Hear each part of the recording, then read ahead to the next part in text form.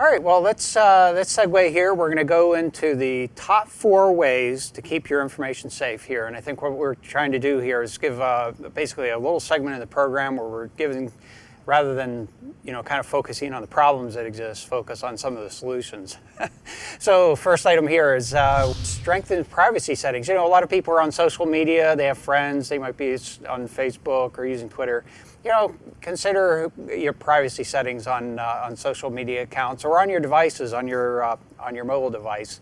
And I think at least as important is watch for fraudulent friend accounts. It is when somebody asks to connect with you, it might be on LinkedIn or Facebook or something, take a close look at the credentials that are there. I've seen a number of cases where they've gone through a lot of effort to, basically copy pictures and try to do things. But if you take a look, for example, at their connections, there's the connections of this new account where you've gotten a request from, try to establish some some credibility of that account before you accept the offer. So that's interesting, actually, because I'm thinking if you're taking a look at an account like that, the more connected they are and the more details they provide about themselves, the more reasonably sure you can be that they're the person that they claim to be. Right. On the other hand, providing all those details about yourself so that others can do that also increases your attack surface by sharing more about yourself. That's absolutely true, yeah.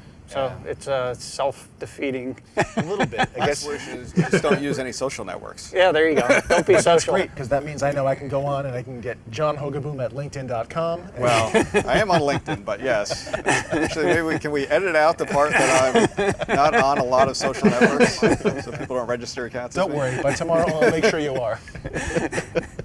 No, we can't edit that out. That last point is really important. I've seen in the last couple of months, at least 4 accounts that, tried to become my friend on Facebook of people that I was already friends with. Yeah. And, they had all the right pictures that they had apparently copied off of there, and they were going through and trying to get me to be friends with this new account. In every case, I went back and I contacted the original person, and they managed to get Facebook to shut the new account down. But it's one that you have to be diligent about. You have to keep your eye on it. Yep. Good point, Jim, that looking for friends that you already have, friend requests or friends that you already have. That's a pretty strong indicator too. So Matt, you take the next one. So what I'd recommend is that people spend a little more time looking at their passwords. Right. In particular, I would recommend that people change their passwords regularly, and that they make sure that when they use a password, they do not use it or a variant of it on another account. Right. The reason for the second one, I think I can more easily defend, is that when we have breaches, with data, something gets out in the open, a large number of people who have used those same usernames and passwords on one site will inevitably be compromised on other sites. People will just go ahead and say, oh, does the account matt.kaiser at site.com exist over at this other site I'm interested in breaking into? Yes, it does, and the password's the same.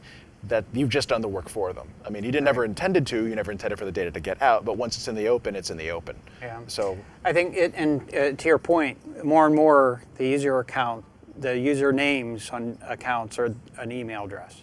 And so if you have the user name on one, you can go to a lot of other places. There, a large proportion of people probably have an Amazon account with one-click features. Oh, yeah. They probably have they may have a Facebook account. They may have a LinkedIn account. So there are a number of accounts that if you just have a password, why wouldn't an attacker try and see if they can get to these other accounts and perhaps get more information or do something else with that capability. And in that certainly case, having the passwords. In that case, half of the credentials are already kind of assumed, right? Yeah. Because one of the 2 things you need to know is it's their email address. It's obviously their email address. They use it for everything. Yep, you're right. And but to your point, I think you kind of softened a little bit here. I did. Changing passwords. There perhaps is some value in changing passwords regularly, but the question is, if you really have a strong password, does it really gain you much benefit by changing it regularly? Now, I guess there is a possibility that your credentials have been stolen and you didn't know about it, and so perhaps changing the password helps. but under normal circumstances, I guess if you're going to if you have to choose between one or the other, a good password or changing a password, I would go for a good password first. I would say if you're not using good passwords in the first place, you already have a problem. I should have said best password. Best practice. Okay. That's my password. It's best password. Best _ password. Okay. Actually, Yeah, well, and if you are using the same account multiple places, then you do need to be changing it more frequently. Yep. But with having lots and lots of accounts, you'll never remember the passwords. So I would also recommend that you use some sort of a password manager. I mean, we've talked about them on the program before, and I use one because I can't possibly remember all of the passwords that I've got, many of which expire, every 30 days or every 45 days or every 90 days. So I'm having to change them. I can't keep track of them. So I think a password manager, which also then helps you generate stronger passwords. You can generate a 32 character password with upper lower digits and special characters. Well, I'm not gonna remember that unless it's recorded someplace. So but then you don't have to. I'm a big fan of password managers. Yep, I agree. I wanted to add that if you're going to think about changing your passwords frequently and you have to sort of make a decision, you don't want to change all 100 or 200 of your passwords every month, you might want to focus on websites that you have to use but you're not sure really have their security up to snuff, or systems where you know that there's no brute force protection against it. So if for example you've got an FTP server somewhere you have to use it every month and the admins aren't keeping an eye on it, change that one more frequently, because it's more likely that someone who's targeted will sit there and try all the passwords against it. True. And that's what changing your password is partially for, to make sure that even if someone tries to exhaust the entire space, they're still going to have to try it again over and over, with your new password. Good point. Absolutely. Okay, Jim, next one.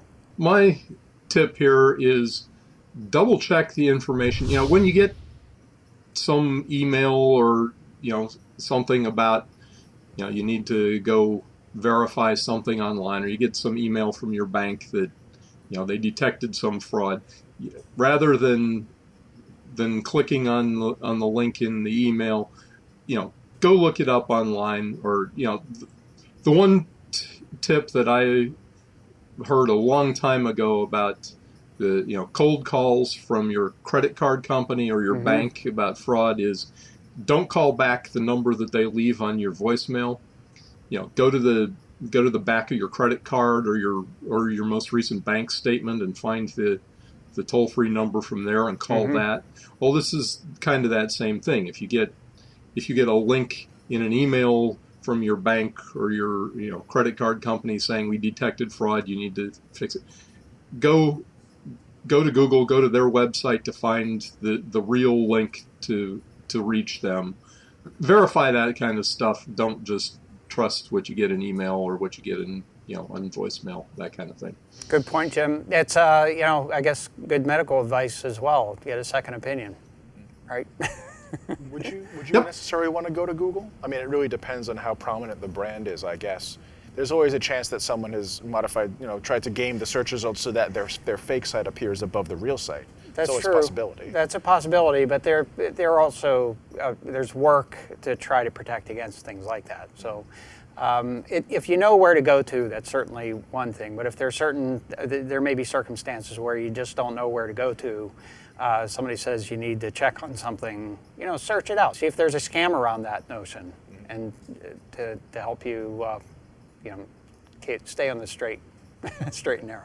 Yep, and the search engines are also good for things like doing reverse lookups on phone numbers. If you get a phone number that you don't recognize, you can look that up on there, and it should at least give you a location and a provider if it can't narrow it down to a particular company, which is I've found that useful myself on a number of occasions. And there are tools out there for doing lookups on phone numbers for scam activities and that type of thing. There's as a lot well. of message boards that have people can post comments about their experience when this number called them and whatnot. Exactly. So you kind of get an idea. All right. So John, what do you think?